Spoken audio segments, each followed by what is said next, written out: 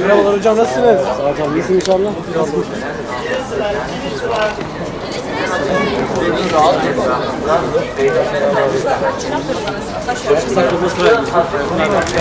Ben cevap eder, git bir konuş.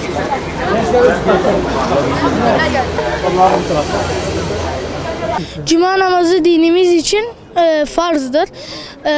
Hocalarımız sayesinde bize kırdırmayı öğrendi. Bu sene de getirdiği etkinlikler de devam ediyor. Bu şeyleri çok seviyorum. Cami buluşma etkinlikleri için teşekkür ediyorum. Okulumuz da cami buluşmaları yapıyor. Maneviyatımızı arttırıyorlar. Teşekkür ediyoruz. Bugün de arkadaşlarımızla birlikte gelerek cuma namazı kılacağız. Siirt Anadolu İmam Hatip Lisesi'nde okuyorum. ÇEDES kapsamı projesinde cuma namazına geldik. Bu proje bence çok iyi bir proje. Cuma namazı dinimizde çok önemlidir. Namaz İslam'ın direğidir. Yani bizim gitmemiz farzdır. Her Müslümanın gitmesi farzdır. Bugün de ÇEDES sayesinde tüm sınıf arkadaşlarımla, öğretmenlerimle, sevgili öğretmenlerimle buraya geldik. Allah'ın izniyle burada cuma namazını kılacağız. Selamiler Anadolu Lisesi'nden geliyorum. Biz Hazreti Muhammed'in bize bıraktığı bu güzel dinimize sahip çıkmak için her cuma namazımıza geliyoruz. Selamiler Anadolu Lisesi ve Z kuşağı olarak Siirt halkının da her cuma namazına çoluğu ve çocuğuyla gelmesini rica ediyoruz. Gençlerin camiyle buluşması çok hoş bir şey. Her gencin cuma namazına gelmesi, namazını kılması, sünnetlerini yerine getirmesi, Hazreti Muhammed'in izinden gitmesi lazım. İslam dinimize sahip çıkmalı, atalarımızı bilmeliyiz. Biz böylelikle hem mirasımıza sahip çıkacağız hem de geleceğimizi de koruyacağız. ÇEDES kapsamında kardeşlerimizle yine camide buluştuk. Dinin en önemli görevlerini yerine getirmeye çalışıyoruz. Kardeşlerimizle bunun önemini anlatmaya çalışan hocalarımıza teşekkür ediyorum. Gençlerin camiyle buluşması çok önemli. Ben de camiye geldim. Bunun önemini biliyorum. Umarım tüm gençler de bunun önemini anlamaya çalışır.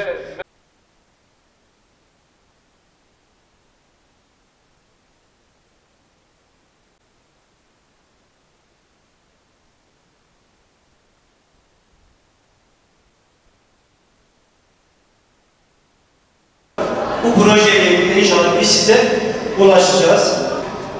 Tabii vatana karşı sorumluluğumuz var, ailemize karşı sorumluluğumuz var, okula karşı sorumluluğumuz var, çevreye, doğaya karşı sorumluluğumuz var. Ama en büyük sorumluluğumuz kime karşı?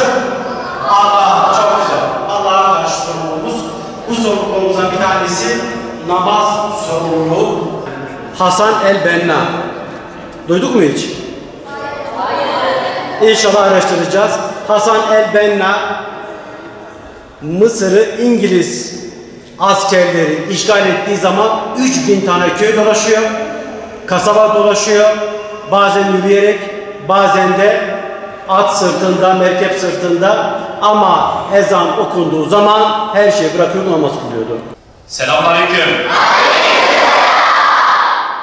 Allah Azze ve Celle meleklerini yeryüzüne gönderir. Allah Azze ve Celle her şeyden haberdardır. Yalnız meleklere karşı insanda da iftihar edecek diye melekleri yeryüzüne gönderir.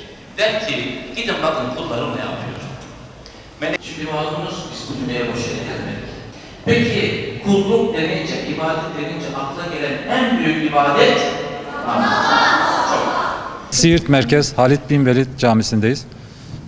İl Milli Eğitim Müdürlüğümüz, Diyanet İşleri Başkanımız ve Gençlik ve Spor Bakanlığımız projesi kapsamında camimizde bugün değerlerimiz olan namazla ilgili bir tema işledik. Sayın hocalarımız bununla ilgili güzel bilgiler verdi. Çocuklarımızla beraber burada bu projeyi çok güzel şekilde değerlendirdik.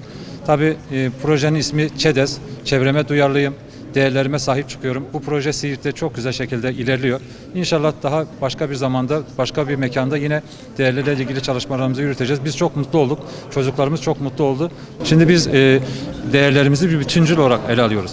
Sayın Bakanlığımızın Yusuf Tekin'in önderliğinde son 2 yıl içerisinde Türkiye Yüzyılı Marif modelimiz gerçekleşiyor. Bu marif modelimizin içerisinde değerler tamamen sarmal bir şekilde, çok güzel bir şekilde işleniyoruz. Programlara çok güzel bir şekilde değiniliyor.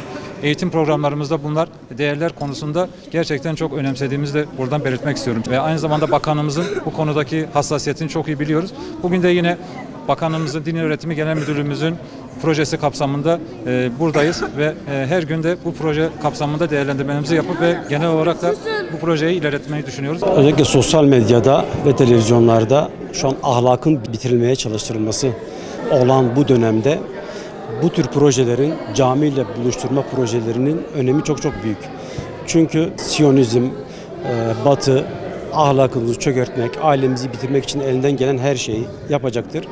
Önemli olan bizim ne yaptığımızdır.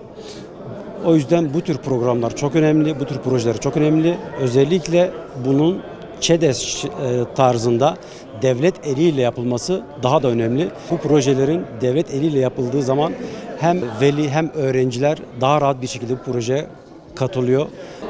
Etkinliklerin önü açılmış oluyor. Velilerin öğrencilerini, kendi çocuklarını bu tür programlara katılması hususunda teşvik etmeleri gerekiyor. Hep beraber ziyaret